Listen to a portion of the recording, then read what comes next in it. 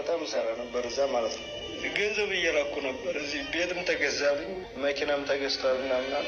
እዚህ ስመጣ ግን ምንም ነገር ያው ዘመዶቼ ናቸው በትክክል እነሱ ናቸው እንደዚህ ያለ ህይወት ያደረጉኝ እና እዚህም ስመጣ አሁን በቃ ህይወቴ በጣም ተበላሽቷል። ጎዳና ወጣሁኝ። አሸዋ ሜዳ የሆነ ሱቅ ከፍቼ ነበረ። ወንድምም ጋር አልተስማማሁም። እሱ ጎዳና ላይ ወጣሁ። ምን እንደምል ራሱ ግራ ነው የሚገባኝ እንጂ በህይወት ዘመኔ ብዙ ነገር ይገጥመኛል። እስካሁን ድረስ በልፋት ነው። እዛ በጣም ጥሩ ህይወት ነበረኝ። እዚህ ነው የተበላሸ ሁሉ ነገር። ስመጣ እዚህ በቃ ምንም ነገር የለም። ዝም ብዬ ሳለቅስ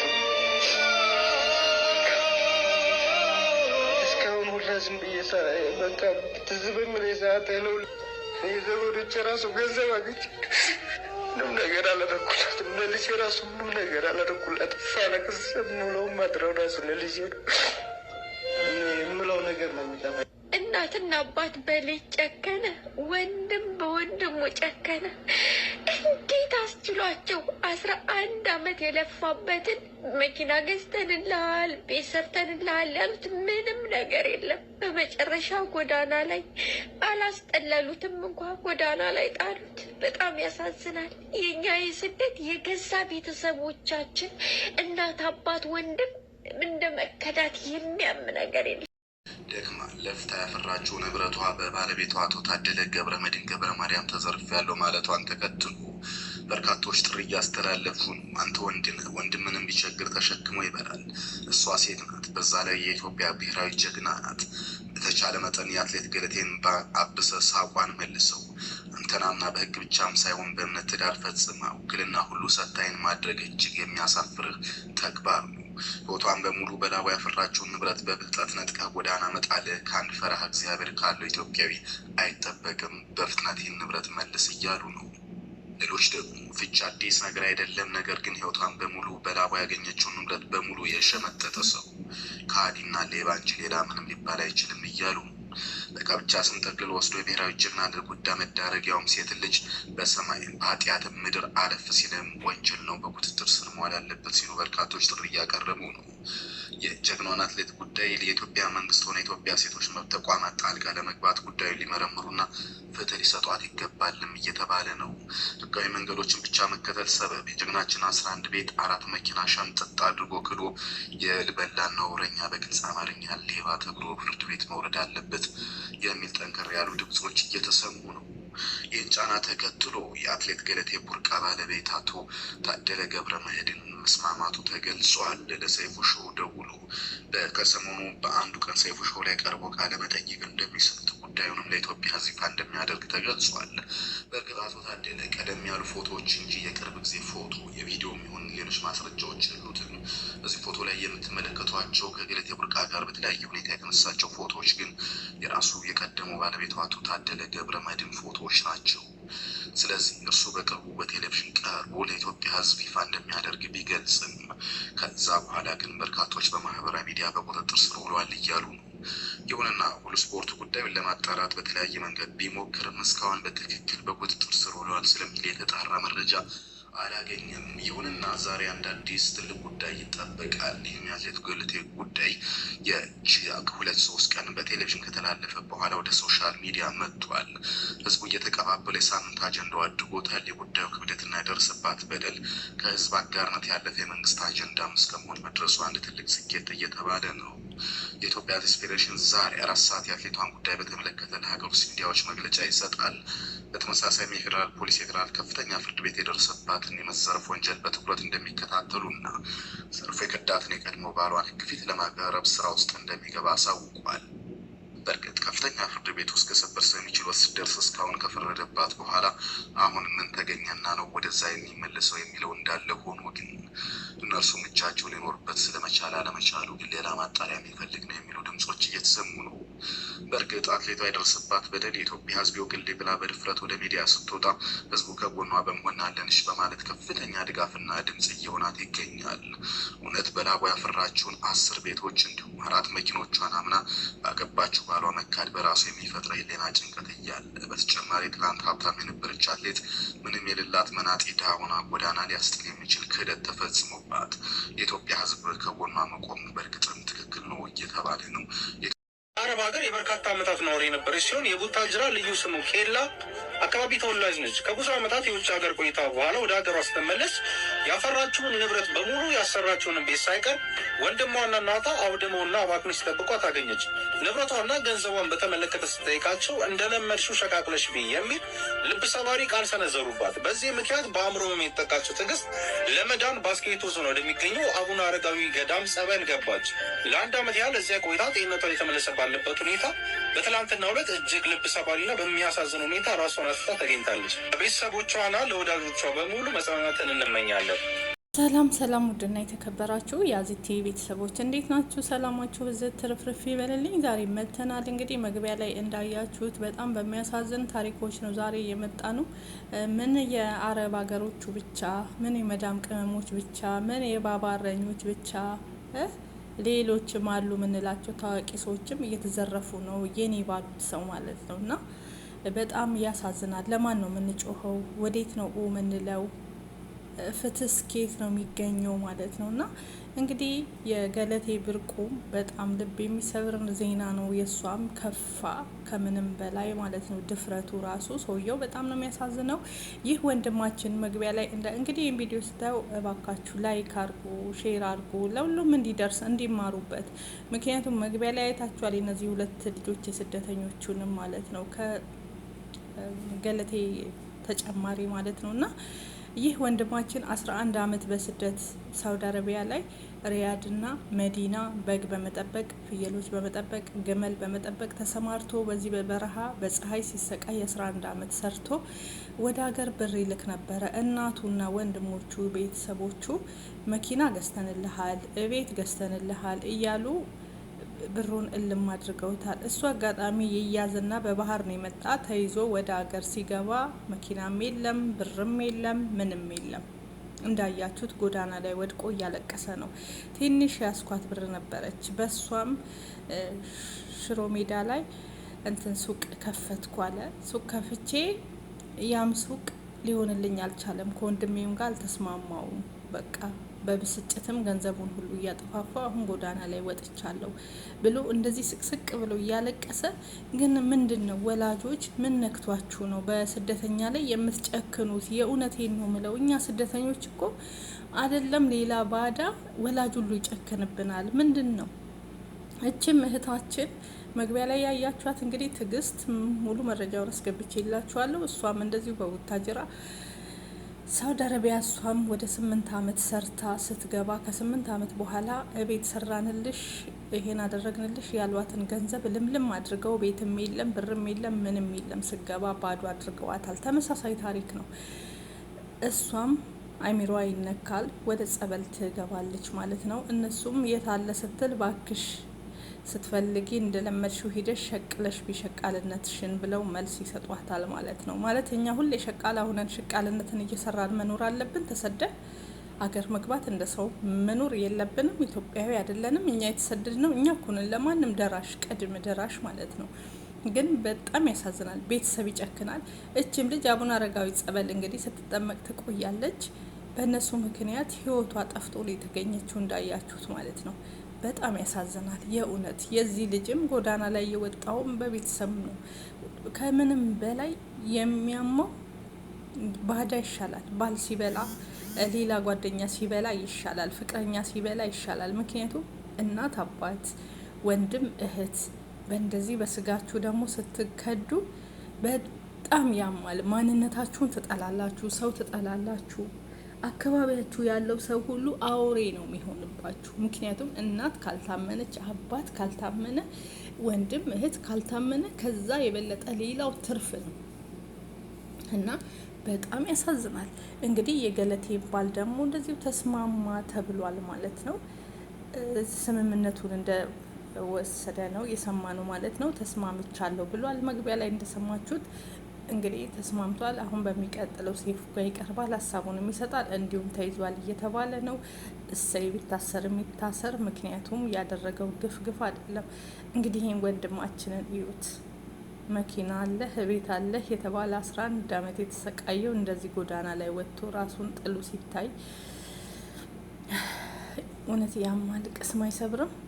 ቅስም ነው የሚሰብረው ማለት ነው። በቤተሰብ ደግሞ መጎዳት በጣም ነው የሚያመው፣ በጣም ነው የሚያስለቅሰው ከምንም በላይ ማለት ነው። እውነት ሰው ማመን ነው እየተከዳን። እስከ መቼ ነው እንደዚህ እየሆን የምንኖረው ነው? እኔ እኮ ጥያቄ እስከ መቼ ድረስ ነው? ያሳዝናል። ዛሬ ይሄ ልጅ ጎዳና ወድቆ እንግዲህ በአሁን ሰዓት ላይ የሚገኘው ካሊድ ፋውንዴሽን እዛ ነው ያለ ማለት ነው። ካሊድ ጋር አዲስ አበባ እሱ ጋር ተጠግቶ ነው ያለ። በጣም ታሪኩ ያሳዝናል፣ ቅስም ይሰብራል። ይህን ውይ ምን አይነት አረመኔዎች ናችሁ ግን? ምን አይነት ጨካኝ ሰዎች ናችሁ? የሰው ላብ እንደዚህ የምትፈልጉት እናንተ 1000 ዓመት እኮ አይኖርም የሰው ላብ የምትበሉ ሰዎች። የእውነት ዛሬ ላይ እኮ ትልቅ ሰው ራሱ ባለጌ ሆኗል። እንግዲህ የዚህ ልጅ ወላጆቹ ናቸው እንደዚህ ቆሻሻ የሆኑት። ትምህርት እንኳን አልተማርኩም፣ ከ1 እስከ 8 የተማሩ አሉ ቤተሰቦቼ። እኔ ግን ምንም አልተማርኩም። ከልጅነት ጀምሬ ስራ ላይ ነው የነበርኩት። ስሜን እንኳን መጻፍ አልችልም። ወንድሞቼ እህቶቼ እስከ 8 ምናምን ተምረዋል። አሁን እኔ ምንም አይነት ትምህርትም የለኝም። ስሜንም መጻፍ አልችልም። ከህፃንነት ጀምሬ በስራ ነው ጊዜን ያሳለፍኩት። እንደዛም ሆኖ ግን በልጅነት የተሰድጄ 11 ዓመት ያፈራሁትን ቤተሰቦቼ ጉድ አርገውኛል። መኪና ገዛንል፣ እቤት ገዛንል እያሉ ስመጣ ምንም የለም፣ ገንዘብም የለም፣ ሁሉም የለም። ጎዳና ወጣው። ሊያስጠጉኝም አልፈለጉም። ከዚህ በላይ ምን የሚያም ነገር አለ? በመቤቴ ምን አይነት አረመኔነት አለ? ለዛች ልጅም እንደዛው እንደለመድሽ ሸቅለሽ ቢሸቃሌት ነው የተባለችው ወላጅ እናቷ። ከዛም ልጅቷም አቡነ አረጋዊ ጸበል ሄደች። በመጨረሻም ራሷን አጣች ማለት ነው። እንግዲህ ይህ ሁሉ ነገር በቤተሰብ ወላጆች የሚመጣ ነው። ያሳዝናል። ብቻ ፍትህ ለገለቴም እንላለን። ለነዚህ ሁሉ ፍትህ እንጠይቃለን። ፍትህ ለገለቴ። የገለቴም ሀቋ ላቧ ይሄ ሁሉ መመለስ አለበት። በግፍ ለተጎዳችው ገለቴ ፍትህ ይገባታል። ፍትህ ለገለቴ እንበል፣ ሁላችንም ፍትህ እንበል። የእውነት በጣም ያማል፣ በጣም ያሳዝናል ማለት ነው። ከባድ ነው። ማንን ነው የምናምነው? አሁን እኮ በጣም ግራ ተጋብተናል ማለት እንፈራራ እኮ ጀመር ነው ማለት ነው። ልቦና ይስጣችሁ። ያልመቼን እንዲህ አይነት ነገር ከተፈጠረ ይገዳ እንዲሰጠኝ ጠየቅኩት። ጠይቄው ንብረቶቹ ወደ ያሉበት ቦታ ሙሉ ማዞር ጀመርኩ ማለት ነው። ወደ 11 ቤት ነው። ከ11ዱ ቤት እኔ የምኖርበት አንዱ ቤት ነው። 10 ቦታ ማለት ነው ቤት ያለበት በሙሉ ማዞር ጀመርኩ ማለት ነው። እገዳው ይዤ ማለት ነው። ይሄ ቤት ሁሉ በሰው ስም ነው አለው ሲዞር ማለት ነው። አንቺ በሩጫ ህይወት ያፈራሽው ንብረት ነው። ንብረት በሙሉ አጠቃላይ ስንት ቤት ነበር የገዛሽ? 11 ቤት 5 መኪና 11 ቤት 5 መኪና ያፈራሽው ሀብት ነበር። ከዛ ውጭ ከባንክ ቤት ውስጥ ያለው ገንዘብ በቃ ምን ልበል፣ ይሄ ሁሉ ሁሉም ነገር በውክልና በባለቤት ስም በቃ እሱ ጋር በቃ እንዲያስተዳድር ውክልና ተሰጥቶታል፣ ተቀብሎኛል። ከዛ የምኖርበት ቤት ብቻ ነው ያለው። ኢቭን መንግስት ሽልማት ሰጥቶኛል ብያለሁ። ገርጂ መብራት ኃይል አሁን እሷ እንድትኖር ያመጣሁት ማለት ነው። ሙሉ እቃውን ቤቱ ነው አሟልቼ እዚህ ቁጭ በሉ ብዬ ከቤታቸው ከዛ ከማይመቻቸው ቦታ አንድ ብርጭቆ ይዞ እንዳይመጡ ሁሉንም አሟልቼ ያስቀመጥኩት። እናቱ እናቴ ናት ብዬ በቅንነት ይህንኑ ቤት ምን አረጋል ለእናቱ ይሸጣል። ሰላም ውድና የተከበራችሁ የአዚቲ ቤተሰቦች እንዴት ናችሁ? ሰላም ናችሁ? ሰላማችሁ በዘት ትረፍረፍ ይበልልኝ። ሜጋ ሁሉ ሰላም እግዚአብሔር ይመስገን። እንዴት ናችሁ? ሁሉ አማን? ዛሬ በጣም ያሳዝናል ማለት ነው። እንግዲህ በአትሌት እህታችን እንግዲህ በጣም ልብ የሚሰብር ነው የገለቴ ጉዳይ ማለት ነው። እና የይዞሽ ገለቴ በጣም ያሳዝናል። የእውነት ልብ የሚሰብር ዜና ነው የሰማ ነው ማለት ነው። በስማ ምን አይነት ጭካኔ ነው ግን? ምን አይነት መንፈስ ነው ግን? እውነት እኛ ጋር ኢትዮጵያ ውስጥ የገባብን ማለት ነው። እና በሰላም ነው ይህን አክል እንደዚህ መጨካከን ማለት ነው። እና በጣም እቺ ሴት ማለት ነው እቺ እህታችን እንግዲህ ኢትዮጵያን ስም እያስጠራች እንቁ ኢትዮጵያዊ እህታችን ናት ማለት ነው። እና ስለዚህ ለዚች ልጅ ፍትህ ማለት አለብን ሁላችንም ለአትሌት ማለት ነው። በዚህ አጋጣሚ ደግሞ እናመሰግናለን ሰብለ አሰፋ ጠበቃ ማለት ነው። እኔ በነጻ ጠበቃ እሆናታለሁ ካለምንም ክፍያ ከጎኗ ቆማለሁኝ፣ ማስመለስ ሁሉ ነገር ይቻላል በማለት ሞራን ሆናለች። መግቢያ ላይ እንዳሳየዋችሁ ማለት ነው። እናመሰግናለን። እውነት በእውቀት በህግ ዙሪያ የምትሰሩ ሰዎች ይሄን ድምጽ የሰማችሁ የዚች ላቧ ኢትዮጵያን ያስጠራች እቺ ጀግና እህታችንን ማለት ነው አንገቷን እንድትደፋ ማድረግ የለብንም። ለሌሎችም ሞራን የሚነካ ነገር ነው እየተደረገ ያለው ማለት ነው። ማለትም እንዴት እንዴ ከአንደበቷ ሰምታችኋል። 11 ቤት አንድ ቤት እየኖረች ነው። 10 ቤት 5 መኪና አለ። አንድ መኪና ግቢ ውስጥ አላለች። 4 መኪናና 10 ቤት በባለቤቷ ስትቀማ የኢትዮጵያ ሕዝብስ ምንድን ነው የሚለው? አሁን ገና የሰማ ነው። ሁላችንም በጣም ልባችንን የሰበረ ዜና ነው ማለት ነው። ስለዚህ ፍትህ ለሷ መጠየቅ አለብን። እያንዳንዳችን ሚዲያ ምንሰራ እች ልጅ የሀገር እንቁ ናት። ላቧን አፍስሳ በልጅነቷ እናቷ እንደተናገረችው በየቤተ ክርስቲያኑ በየመስጊዱ ፍርፋሪ እየለመነች እናቴ አካለ ጎዶሎ ናት ነው ያስተማረችኝ ብላለች። በጣም ያሳዝናል። የእውነት አንዳንድ የዋህነት እንደዚህ ይሄን አክል ዋጋ ያስከፍለናል እኮ በጣም እውነት። ብዙም የዋህ ስትሆኑ በጣም ነው ያለቀስኩት። ታሪኳ በጣም ነው የሚያስለቅሰው። ምን አይነት አውሬ ነው ይሄ ሰው ማለት ነው። እና ባለቤቷ እንግዲህ ከምንድን ያነሳችው የተነሳበትን እንኳን የማያቅ የበላበት ወጭት ሰባሪ ነው። አንዳንድ የዋህ ስትሆኑ የኔ ያላችሁ ሰዎች ናቸው። እቺ ሴት እንግዲህ በማመን ነው ባንክ የነበረው ገንዘቧን 11 ቤት በሱ ስም ሙሉ ውክልና ሰጥታ 5 መኪና በሱ ስም ሙሉ ውክልና ሰጥታ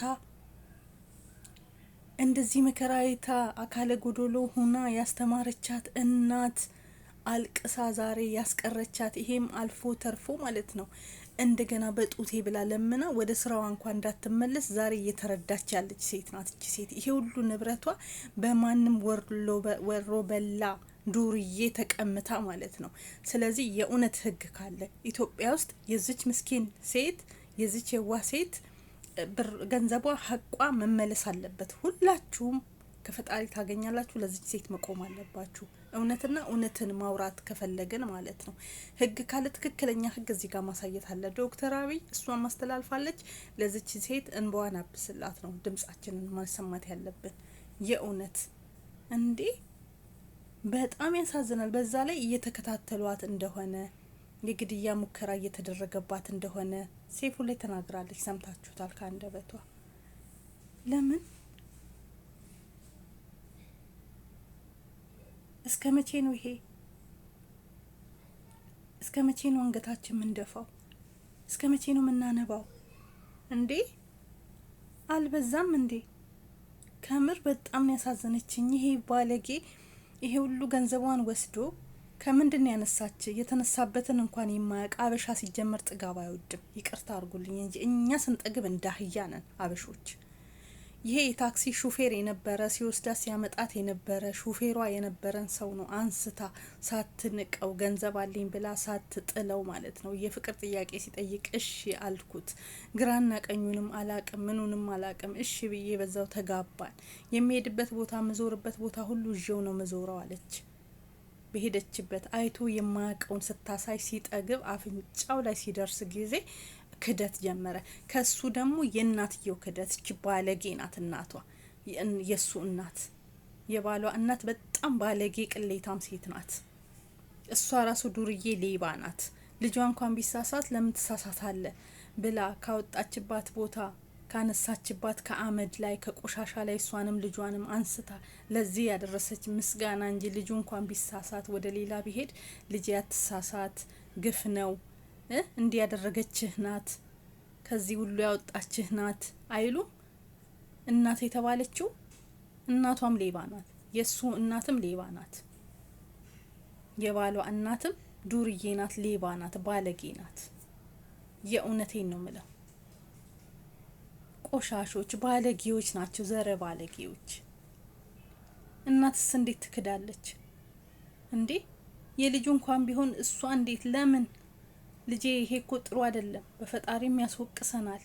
የዚች ልጅ ላቧ ነው እንባዋ ነው እንዴት እየሮጠች እግራቸው ላቧ ጠብ አድርጋ ትክክለኛ ሀላሏ ነው ይሄ ሁሉ ንብረት በልጅነቷ ጀምራ በአትሌትነት ያመጣችሁ፣ በስፖርት ያመጣችሁ፣ በሩጫ ያመጣችሁ ላቧን አፍሳ ስንት ኪሎ ሜትር ልቧ እስኪፈነዳ ሩጣ ያመጣችሁ ላቧ ነው። እንዴት ላቧን ትቀማለች? እኔ ዶክተር አብይ እባክህ ለዚች ሴት ድምጽ ሁንላት ነው ምለው። ነገ እንመለሳለን። እስኪ በዚህ ላይ በቃኝ። አሁን በጣም ስሜታዊ ሆኛለሁ። እርር ነው ያልኩት የምር። እንዴ ምን አይነት ባለጌ ነው? ከምንድን ያነሳችክ? የተነሳችሁበትን አንተና እናትህ እንኳን አታውቁም እንዴ? በጣም ግፈኞች ናችሁ። እውነት ፈጣሪ ይፍረድባችሁ። የዚች ሴት እንባ በላያችሁ ላይ ይጮሃል። ስለዚህ ፍትህ ለገለቴ፣ ሁላችንም ፍትህ። አይዞሽ እህቴ፣ ያልፋል። ይሄም ነገ አንድ ቀን ይሰማሻል። የእውነተኛው አምላክ እንባሽ ይታበሳል። የኢትዮጵያ ሕዝብ ሁሉም ከዚች ጋር መቆም አለብን። ከእህታችን ጋር የእውነት ከሷ ጋር መቆም አለብን። ስለ እውነት መናገርና ማውራት ከቻል ከገለቴ ጋር መቆም አለብን። ከልብ ሰብለ አሰፋ ጠበቃ ከልብ እናመሰግናለን። እኔ ለሀገር የዋለችውን የሀገርን ሁለት አስታውሼ በነጻ ቆምላታለሁ ብላለች። ጀግና፣ እናመሰግናለን። እንዲህ አይነቱን ሰው ነው እኛ የምንፈልገው። ሰብለ ክበር የለን።